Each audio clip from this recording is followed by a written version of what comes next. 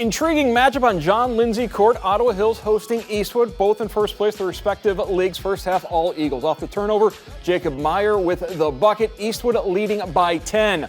But in the second half, the Green Bears wake up off the miss. Pass out to Caden Coy for the three. Ottawa Hills down just 5. Go to the fourth quarter. More from the home team. A.J. George goes inside to Braden Miller for the lane. Ottawa Hills down 42-37. Final seconds now. Ottawa Hills ball down 3. Get a good look at a potential game-tying bucket, but it's just a little short as Eastwood hangs on for the 46-43 win. Gavin DeWeese, a dozen Eagles, a lot of respect for their opponents. Ottawa Hills is a really good team. They have one of the best coaches in the area, and we knew coming into it, it was going to be gritty, and we'd have to battle one out. We knew it was going to be low scoring. Defense was going to be good, so we just had to work hard and play our game. And on the call for that game, Greg Franke and Brandon Bosch. Great matchup between Ottawa Hills and Eastwood, two first-place teams from the TAC and the NBC.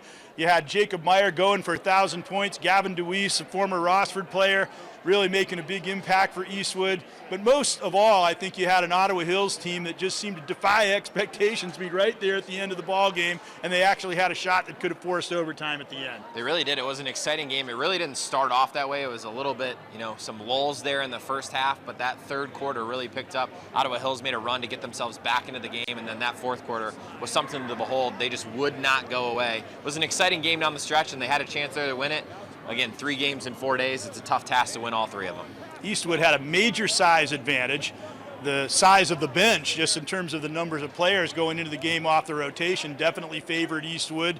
Ottawa Hills had to do almost everything right, but their scrappiness and their defense got them there at the end. And Gavin DeWeese, the Rossford transfer, I think his play inside might have made the difference in the game. He really did. We named him the iron worker of the game, and you talk about what he did. As soon as he checked in on the floor, you felt his presence, all 6'5" of him.